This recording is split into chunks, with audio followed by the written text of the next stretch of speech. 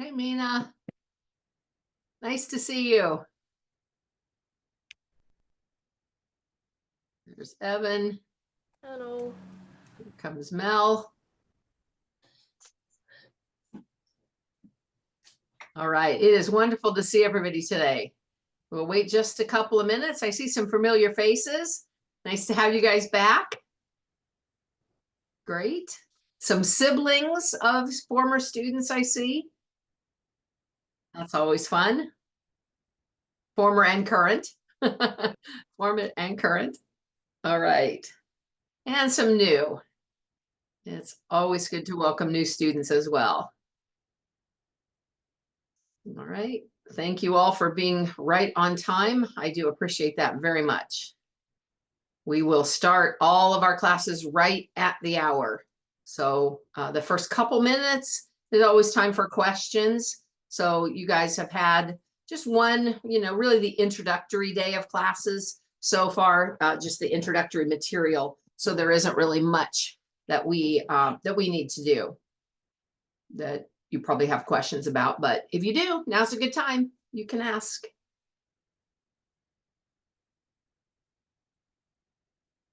All right, Charlotte, you look a lot like your sister. If I call you Madison, forgive me. Oh, you're muted. Everyone keeps saying we're twins and everything. How far apart are you? 16 months. Yeah, well, that's pretty close. So, yep. All right, make sure. So take a look at your name as it is in the bottom left corner of your picture. Make sure that that is the name that's your name rather than a sibling or a parent. I want to make sure that we are all looking at each other's names. And if any of you have names that are difficult to pronounce, this would be a good time to tell me how to pronounce it. I can't really ask that in a text, but does anybody have a name that is frequently mispronounced? No? All right. I think most of them are pretty straightforward. Hold on here just 1 second. I want to pull up my list. And I do not think. All right. So Lainey, we do not have a Lainey in the class. So what is your name? It's pronounced Lonnie, and Lonnie is my nickname. Do you have a G, Lon? That is my real name. What's your last name? Barretto, Barretto. Why? Did you just enroll? No.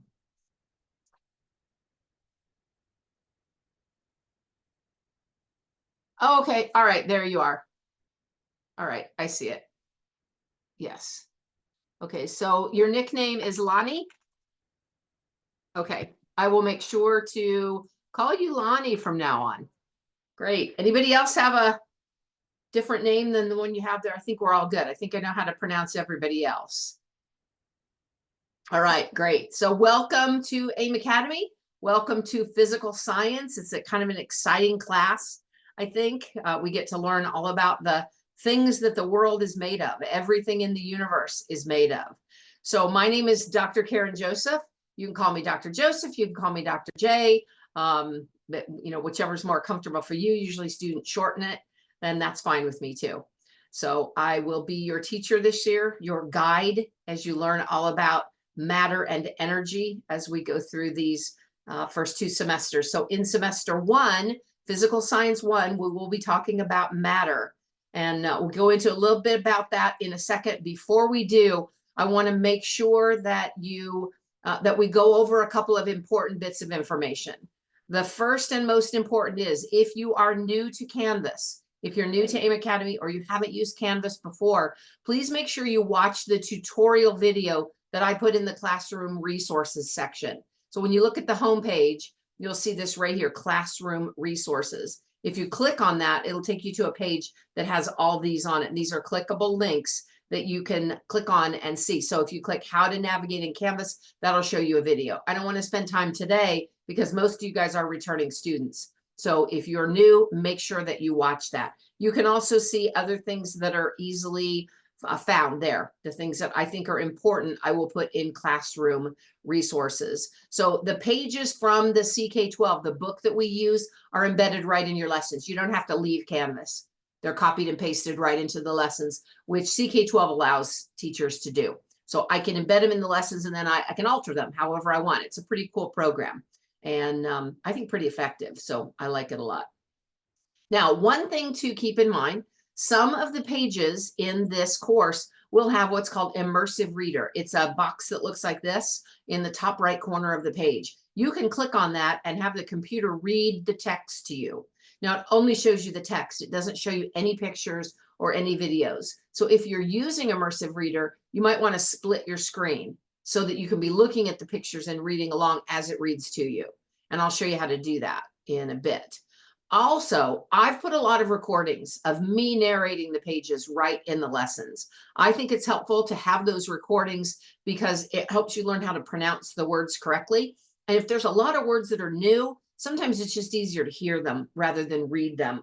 So you can use those if you want to. If you'd rather read on your own, just ignore the narrations. If you want to listen to narrations, you have two ways to do that, the immersive reader or mine. And keep in mind that quizzes don't have the reading to you. That immersive reader is not there for quizzes.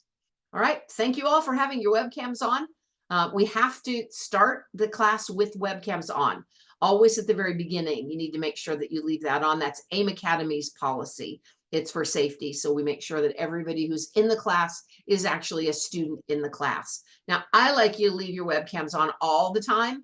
I feel like we get to know each other a lot better. And there may come a day when you want a recommendation for something, either a high school or a college class that you want to take, or a job that you want to get, or some kind of program you want to be in.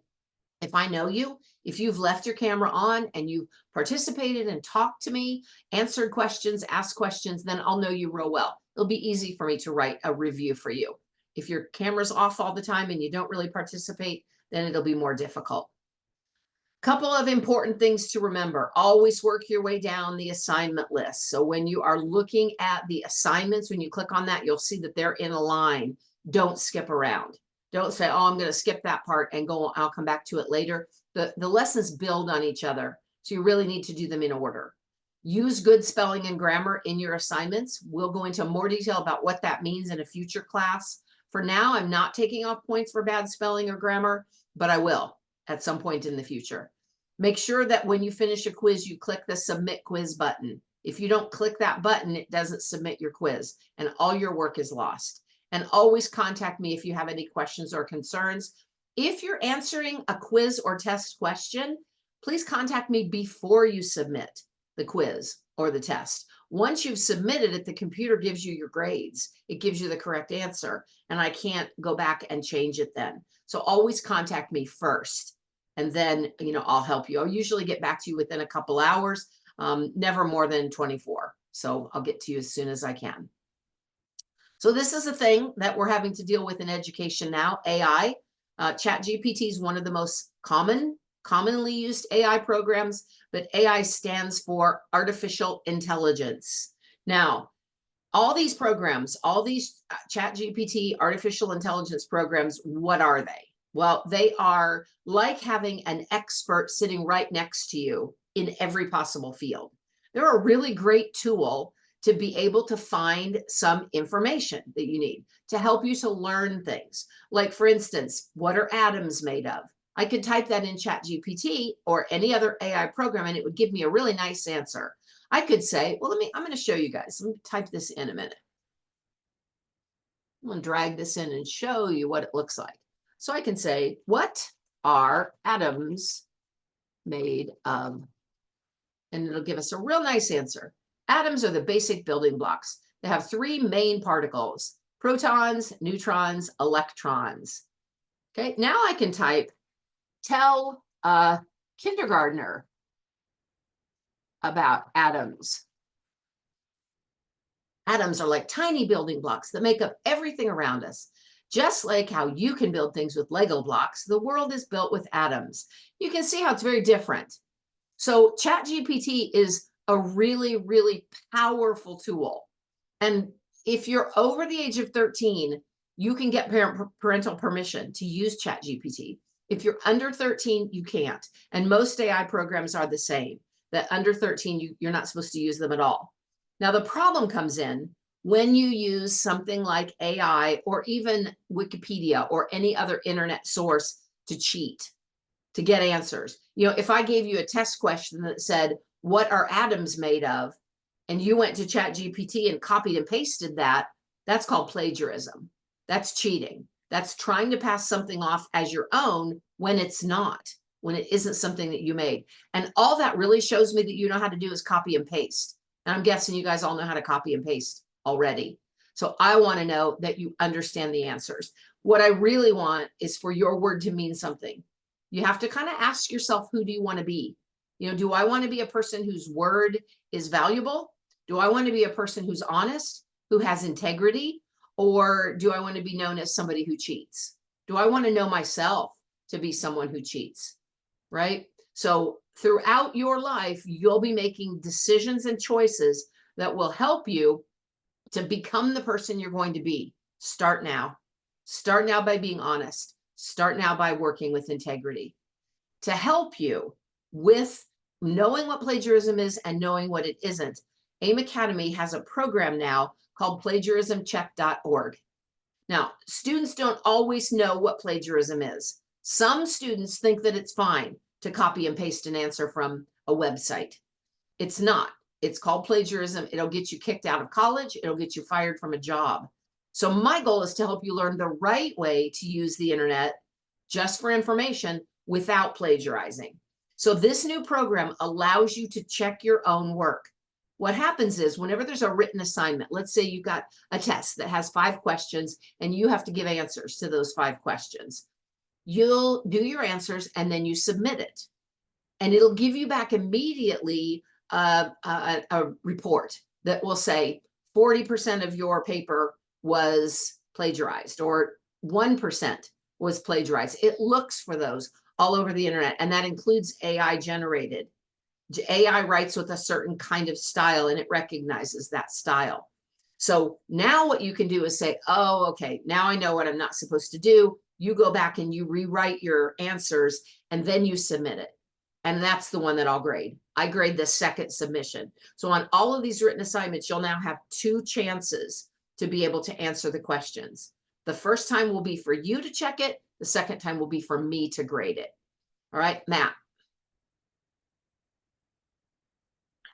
So with that, if I like type something and it was my work, but then it finds like some with the plagiarism check with it, if somebody else happened to word it exactly how I worded it, would it call my work plagiarism, even though I was using it in my own words? Yeah, that's a very good question, because using the what are atoms made of, you know, if I said to you, what are the 3 parts of an atom? There's only so many ways that you can say proton, neutron, and electron, right? Odds are really good that someone has said it exactly the same way that you will say it.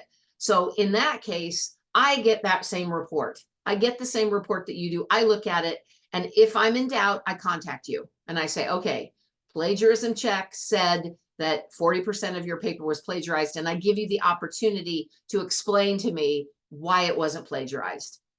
Right? I'm pretty I want to work with you. I'm not out to get you.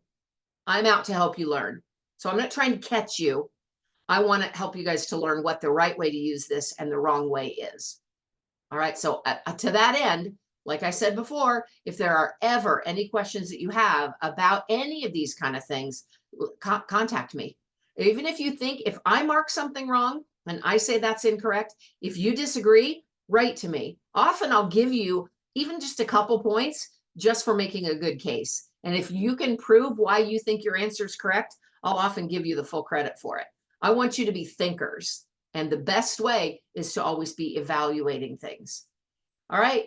I want your help. I want your help to make this course the best that it can be. If you think something isn't explained well enough, let me know. If you see any kind of errors, any typos, any mistakes that are made, please let me know. I'm human And sometimes I make mistakes too. So if you guys can help me, that will make the course even better as we go along. And if there's things that you want to know more about, you say, okay, I got to the end of this lesson, but I'd like more information. Contact me about that too, because maybe some other student wants more information as well. All right.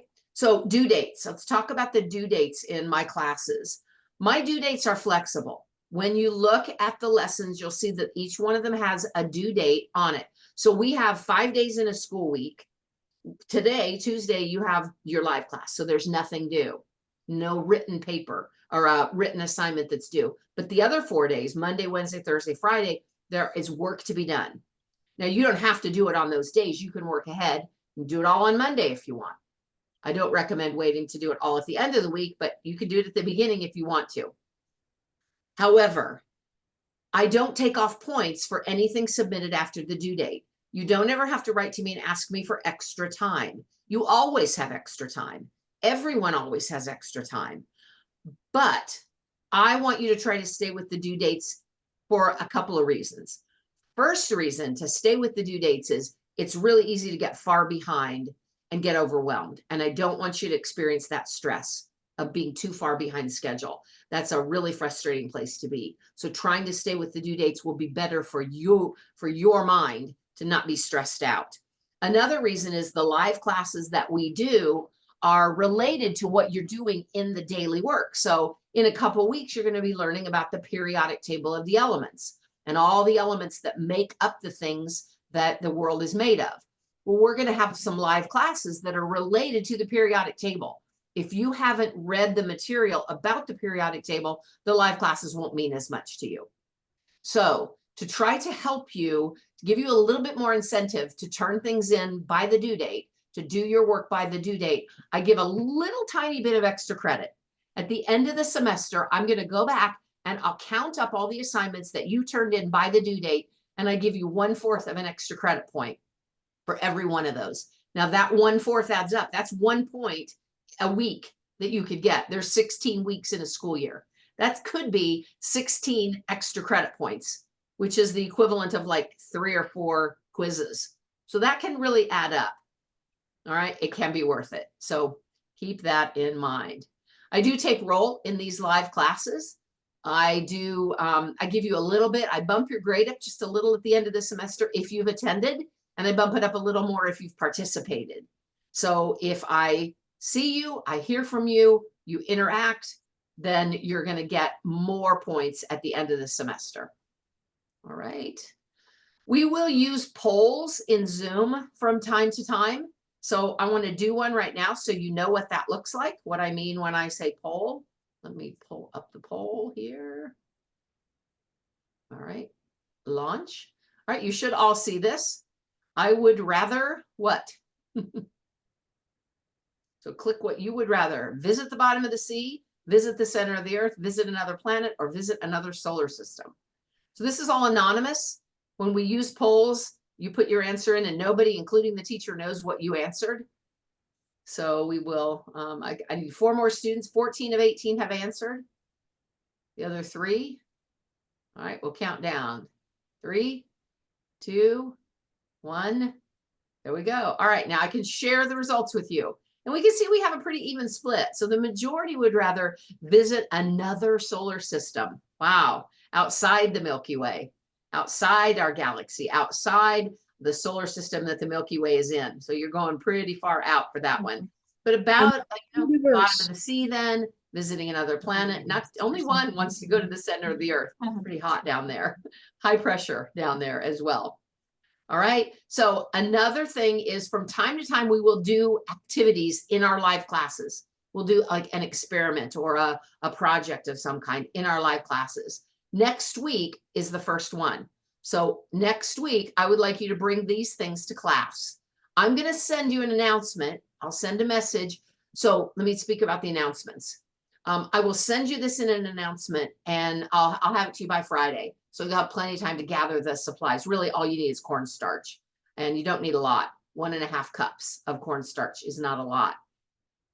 If when I post these announcements, like the reminders of the live classes, the materials, if they don't go to your email, it means you didn't confirm your email.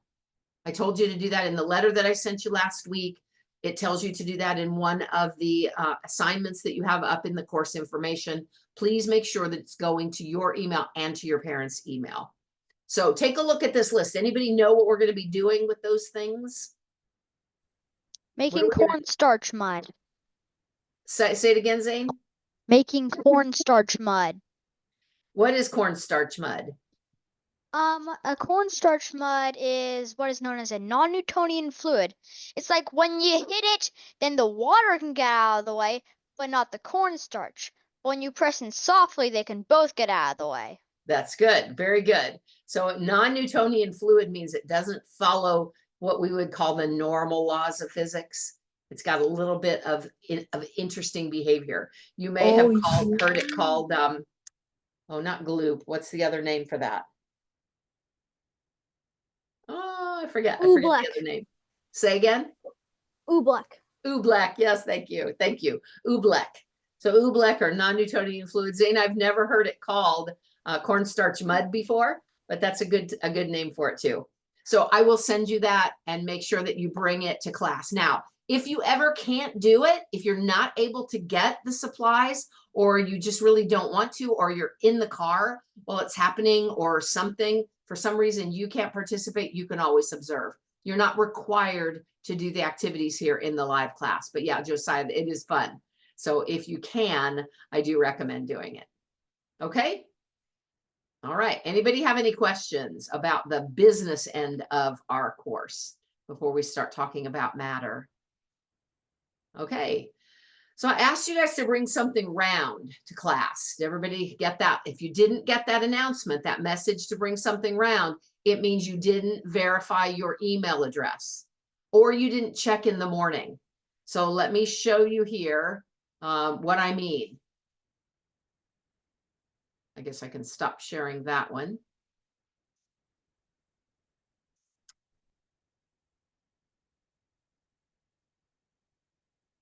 All right, sorry, it's taking a second here.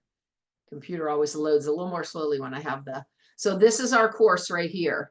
See where it says announcements right there? If there's ever a little number right there, that means you have a message from me. You'll get that every Tuesday morning. It'll tell you what you need to bring to class, and it'll remind you that we're having class, and the link to the class will be in there. So let's click on it and see, like right now. So you got this one yesterday, welcoming you to the school year, and you got this one, live class reminder and link. If you click on it, it says right here, important, bring something round to class today. It can be anything, flat or 3D, as long as it's round. All right, make sure that you always double check the announcements before you come to class. Turn that off. Okay, so to get your round thing, I have this is one of those stress balls that you squeeze.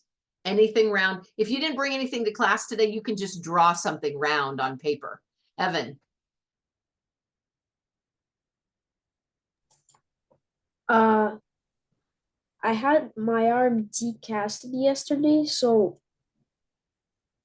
the wrist still hurts. Yeah. And I may not be able to do it. Oh, We're not really going to do anything with it. You're just going to be looking at it. Yeah, but I'm glad you got your cast off. That's pretty cool. Yes, good job to the direct message. Now, there are some characteristics that your ball has, your round object. There are some things that it is like. So some characteristics can be observed directly. You can see them with your eyes. You can feel them with your hand. You can maybe smell them. You can, I wouldn't taste them because the ball's probably dirty, but you might be able to hear the sound that it makes. Characteristics that you can directly observe and measure. And then there are some that can't. So think about the things, list some of the things that a round object possesses, some characteristics that can be observed. What can I see about this round object? Lonnie. What material? Well, what color it is? Yep. It's circular. Yep. Josiah. It has no beginning, it has no origin point. It's That's right. completely round. It's completely round. Yep. Spherical. Good words, circular, spherical. Yeah, what else? Mine has some, oh, go ahead, Michaela. There might be something inside it. There might be. I can't directly observe that though, can I? Yeah, there might be, but that would be something that would be indirectly observed that I can't measure, right? I can't measure what's on the inside.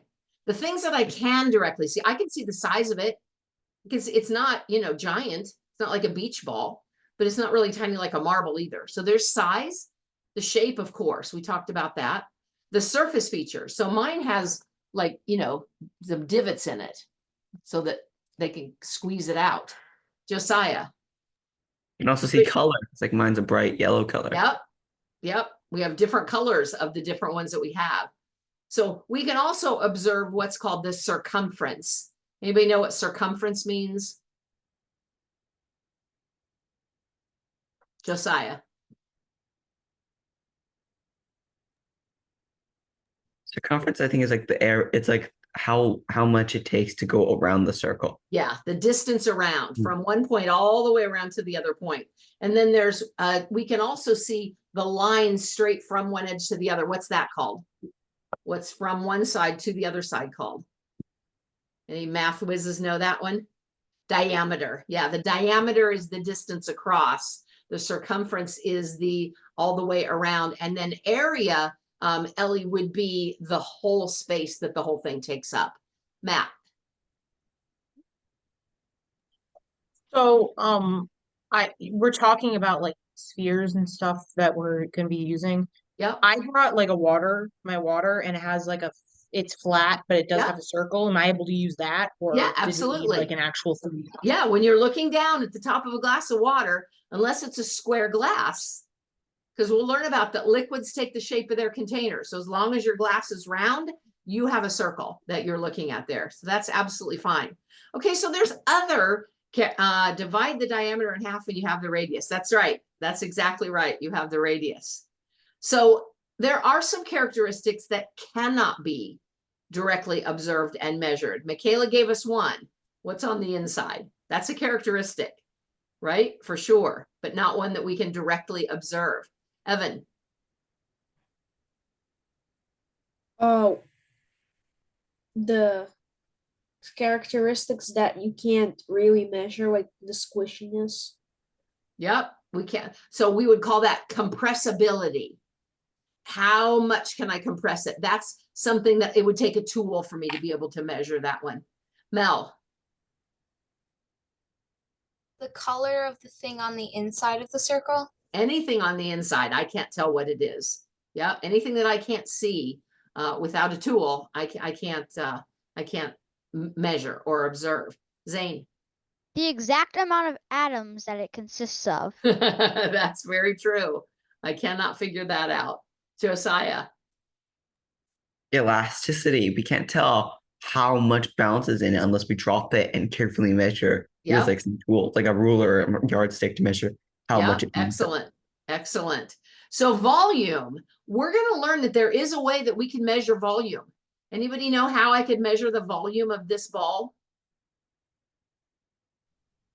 Yeah, Evan is doing the action of it. I could submerge it in water, and however much the water is displaced when I submerge it in, that would be the volume of the ball. The matter inside it, density, good, excellent. All right, now let's think about what we can observe and not observe about this ball, and let's apply that to the study of the Earth. What can we observe and measure about the Earth?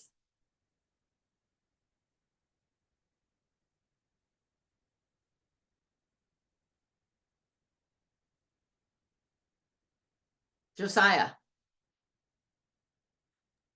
We can observe that the Earth is definitely round because if you walk in a straight line, you're just going to end up eventually back where you were. But Yep. that was Yep. wild. Yep. We are. It's almost completely round. We'll learn that it's a little bit not quite round, and of course there are a lot of surface features on it, like mountains and valleys and water. Yeah, but excellent. Mel. The color and texture of the earth. Yep, we can directly observe that. Josiah says there's an equation to measure volume. You're right. Anybody know what it is? If I know, it is one of those three. If you know two, you can calculate the third. I know. Go ahead. It's area times width times length for a 3D object. That would be if it was completely square. Completely So square in 3D. There's an equation that we can use that is density equals mass divided by volume. If we know density and mass, we can calculate the volume with that, but you have to know two in order to calculate the other three. We're jumping ahead. We'll get there. Might be a Okay. month or so before we get there, but we will. We will. All right. So what else about the Earth can we observe and measure? Let me grab my Earth here. There we go.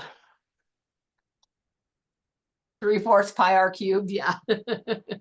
Yeah. Josiah. We can definitely observe like the temperature because we don't need any instruments. We can just feel it. Yep. Yep. Zane. Well, one thing is the population. Well, yeah, we can definitely observe that there are populations of living things on Earth. Many populations of them. Good. Matt. Hey, quiet. I was gonna say that you could observe that it spins and rotates Yep. we can and observe the movement. and orbits some Yep. object, which would be the sun. Yep. So there's two kinds of movement that the Earth does. One is this direction and one is around the sun. What do we call it when it moves in this direction? That's a rotation. A rotation is this. A revolution is when it goes around the sun like that. Yeah, again, we'll get to that. We'll talk about some of those kind of movements. Zane. I just forgot to lower my hand. Oh, okay. Mel. The shapes of different land masses on the Earth. Yep, absolutely. So basically, all the things that we evaluated, that we observed or didn't observe about the ball that we brought are the same when we're talking about the study of the Earth. There are things we can observe and measure. There are things we cannot observe and measure. We cannot observe directly what the inside of the Earth is made of. We have a lot of tools that help us to determine that, but we can't directly observe and measure those things. So we're going to learn about all of those as we go through our course. In science, matter matters. You're going to learn about matter in the lessons this week. What do I mean when I use the word matter? What is matter? Josiah. Matter is the thing that makes up all of like living creatures and even non-living things. It's just like almost like basically similar to atoms, but just very small and basically, yeah. Yeah, I think a fun way to think about matter is if everything in the universe was made out of Legos, matter would be all the pieces of the Legos all put together, all the different particles. So matter is basically what everything is made up of. The smallest particle of matter, the tiniest particle of matter has a name. Anybody know what that name is for the smallest particle of matter? Evan? I just wanted to say if the universe was made out of Lego bricks, then the atomic bomb would be a brown brick. That's true. All right, Zane. Well, while hearing him, I just forgot what the question was. The question was, what do we call the smallest particle of Okay, matter? I believe it's a neutrino. Not completely sure. It may be a quark. I don't Nope, remember so which that's not matter. Those Oh, are sub Then particles. it's the atom. The atom, yes, yes. The atom is the smallest particle of matter. Now, atoms are made up of things, but those things are subatomic particles. They're in a different category. Once again, we'll talk about a lot of what all this means. We'll talk about neutrinos. We'll talk about quarks as we move into the course. When one atom combines with another atom, what do they form? What do we call the new thing? When one atom combines with another one, forms a bond.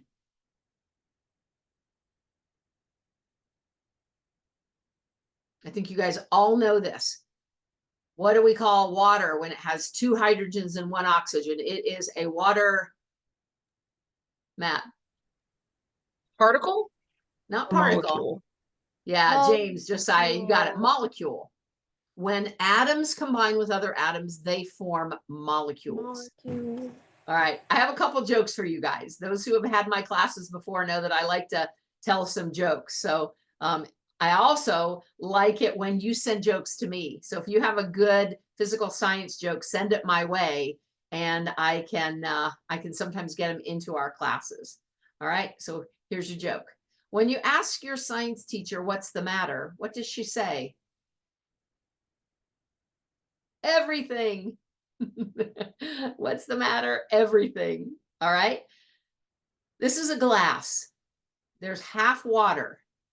An optimist sees the glass half full. An optimist is someone who sees the good in life. They see the glass as half full. A pessimist is somebody who sees the bad in life. A pessimist is going to see the glass half empty. But a scientist sees the glass completely full, half in the liquid state and half in the vapor state. All right. Why can't you trust atoms? Because they make up everything. Yeah. Oh, sorry, Josiah, just a little bit slow there. Yes. So yeah, you have this to look forward to every week. Aren't always going to be good jokes, but they make me laugh. So, a happy teacher is a happy student, right? All right.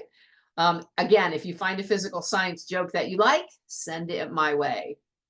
All right. So let's talk about some things that you might already know about what we're going to be learning. First of all, what do we mean when we say physical science? What do you think when you hear that term? Mel? Physics. Physics? What else? Josiah? Anything that's not like a chemical, like that would be chemistry. Physics Yeah. is anything that you can touch or like hold, Yep. observe. Yep. Zane? Well, matter. Just matter. Yep. Anybody else? Mel? Atoms. Yep. Atoms. All right. Well, in a nutshell, physical science is the study of both matter and energy.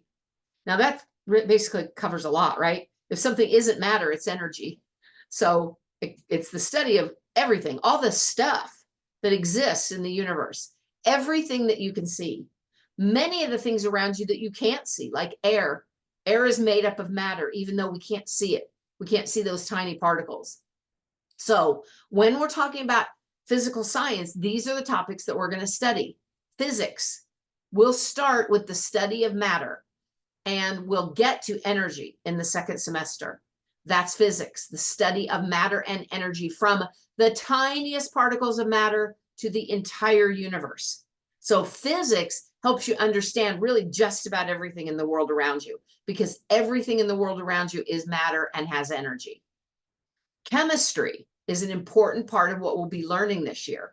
That is the study of matter at the scale of the atoms and the molecules and how they combine in order to make new things. So chemistry is everywhere because everything around you is a chemical. Anything that you can touch, anything you can taste or smell, those are all chemicals. And chemical reactions are what's behind many of the things that we see in the world. I was thinking more in-depth earth science and astronomy, but I didn't know if I was right. Yeah, definitely. Earth science. Earth science is the study of the non-living physical earth. So we definitely will talk a bit about earth science in this course. We'll also talk about the study of space, which is astronomy. Now, most of our time will be spent in our class on the top two, the physics and the chemistry parts. If you want to know more about earth science and astronomy, you can take my earth science course. I don't think we have an astronomy course at AIM Academy right now, but maybe we do at the high school level.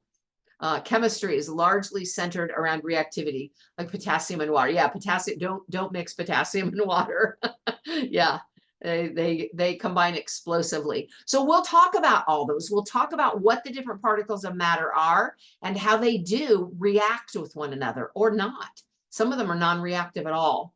All right, so let's kind of brainstorm here. How many terms can you list that relate to the scientific method? You guys have probably had the scientific method at some point. If not, we will talk about it as the year goes on. Observation, good, that's the first one. We observe something in the scientific method. Zane. Hypothesis. Hypothesis. In between observation and hypothesis, Matt's got it. Ask a question. So there we have the top three. Observation, ask a question, make a hypothesis, then what? Josiah. You gotta test it, obviously. You gotta test it. We do an experiment in order to test our hypothesis. And then at the end of our experiment, what do we gather and evaluate? Michaela. You see what happened in the experiment and you make a conclusion. Yes, absolutely. What happened in the experiment is what we call data. So we're going to gather what happened. We're going to gather up that data, and then we're going to form a conclusion based on that data. We're also then going to make a report of some kind about our conclusion. That might be a lab report. It might be a presentation that we give. It might be a journal article that we write, but in some way we let others know what we found out about. All right, let's do another one. How many terms can you list that relate to scientific measurements? Measurements. Think of how we measure things. Zane. Teaspoon. Petri dish. Yep. Josiah.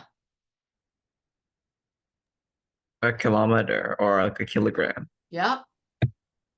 Yep. So those are metric measurements that you're giving me. Liter and gram, those are also metrics. Graduated cylinder, good. I have a couple of those up on my board behind me here.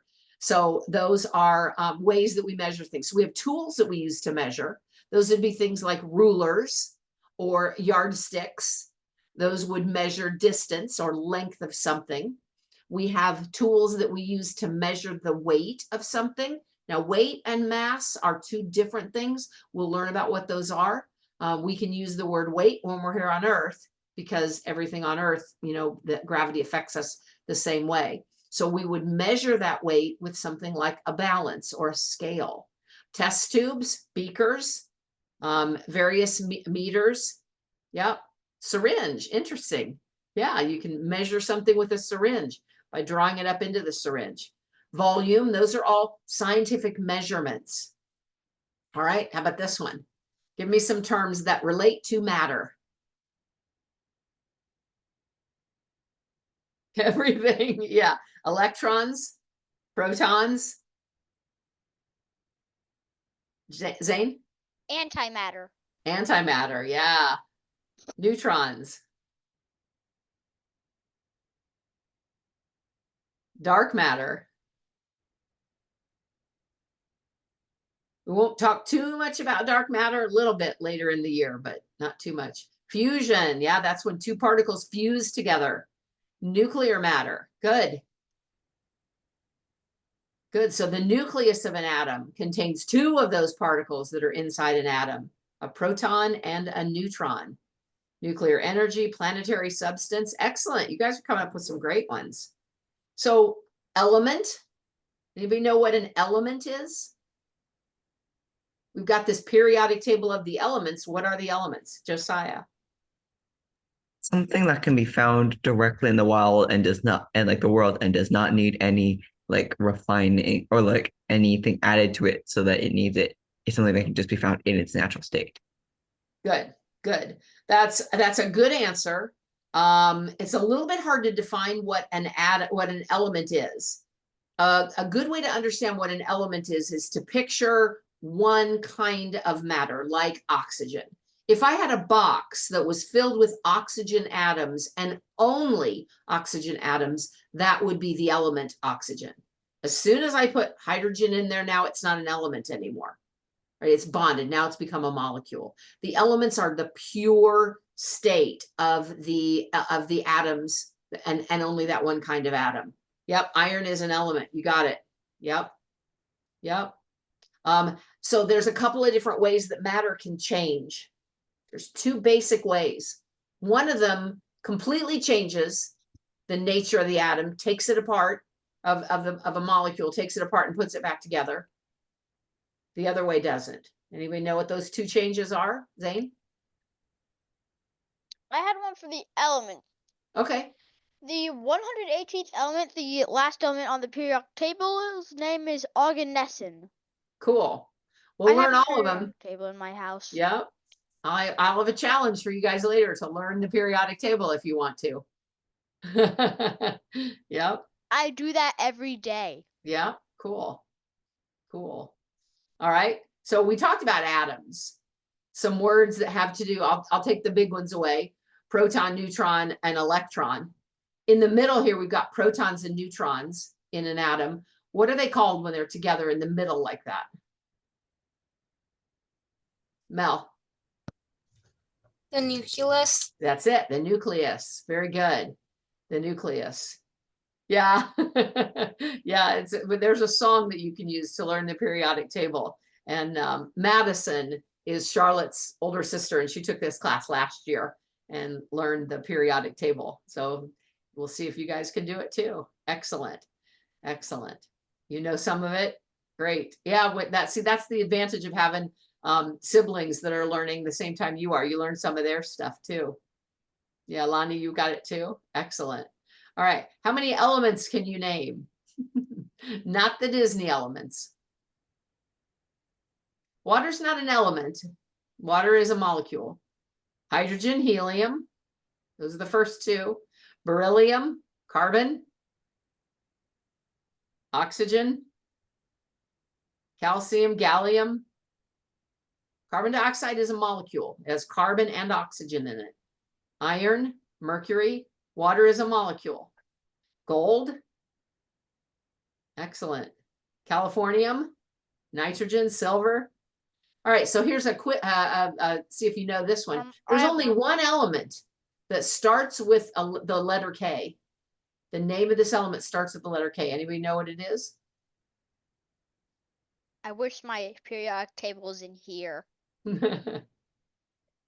Only one starts with the letter K. Mom. Never mind. It is krypton. That's not just a Superman thing. That's a real element. I just read about Yeah, that in my math. krypton. Oh, Here they are. I do have a periodic table of elements right in Okay. this room. Zane, we're going to hold the How are you conversation just to saying? answering questions, okay? Okay. Okay. So this is a list of all the elements, and we'll learn a lot about a lot of these. Now, some of these that are at the big end, they're real heavy elements and they don't exist in nature. They're made in a laboratory. But we'll talk about those. Now, as Josiah was saying, chemicals And they interact last with for one a another. second. Sorry, Evan, what? They last for barely a second. Yeah, then barely a explode. second. And then they're so giant that they're unstable and they break down really quickly. Yeah. All right. So think about the terms that relate to the way that chemicals interact with one another. Reaction. Yeah, that's a good one. They react when they come into contact with other elements. We could call it a reaction. We can call it bonding. There's a couple different kind of bonds. Has anybody heard of any of the kind of bonds that atoms make when they form molecules? Fission is when they break apart. Yeah, covalent, that's one. Covalent bonds share those electrons. There's covalent bonds, there's ionic, good James, ionic bonds, and one more called metallic bonds. They're kind of special, they're kind of unique, they're fun to learn about. Excellent. And now this is our friend. We will know this guy really well by the time our first semester is over here. This is called the periodic table of the elements. It's divided into groups That's why the colors are a little bit different here. We've got metals, we've got non-metals, we've got metalloids, all on this. And we'll talk a lot about those. Another thing that we'll talk about this year is motion. So that Newton, remember I said that the oobleck that we're going to make next week is called a non-Newtonian fluid? That's because it doesn't follow the Newton's laws of motion. So, yep, gravity. Gravity, yep. Velocity, force. Excellent. Speed. Yeah, for those of you who like math, there'll be some math when we get into talking about forces and things like gravity. Inertia, acceleration. What goes up must come down. Yeah, absolutely. So those are some forces that we have that we will be learning about as well. All right, we're running out of time here.